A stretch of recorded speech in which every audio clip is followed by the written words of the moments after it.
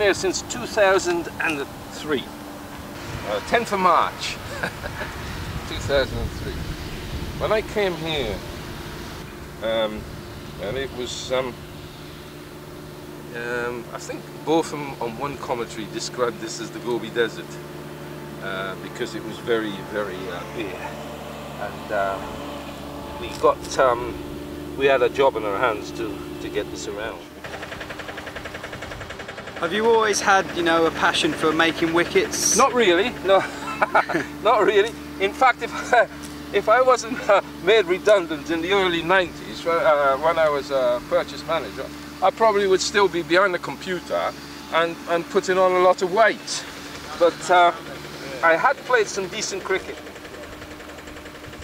when I was made redundant and looking around, having sort of placement jobs, 6 months and stuff, which I thought was unsatisfactory.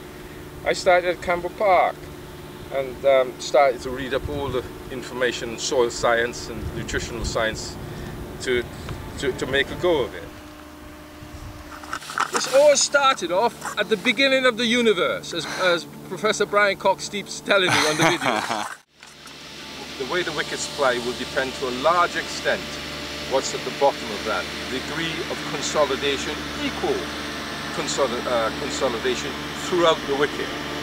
So it's important that what's underneath is looked after, because if that isn't looked after, everything doesn't come together. You can't get carry, you can't get pace or stuff like that. So it's important that the bottom is correct. Also indicates, you look around the square and you see the used wickets, and you see how green they come back. You see all the ones, except for the ends, of course. And that's an indication that you've got the root depth to a reasonable degree.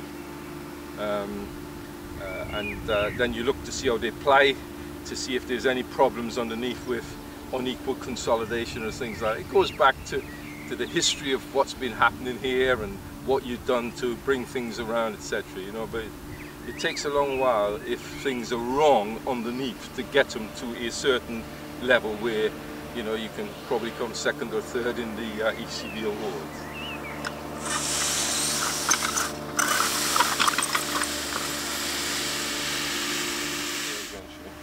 We are never, ever complacent.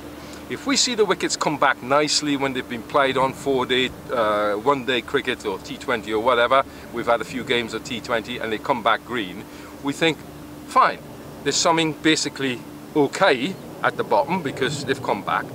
But we never ever get complacent about it, because if you get complacent about the wickets and the square in general and think, oh, we've done it, let's rub our hands and sit down and relax, then it turns out it comes around to bite you.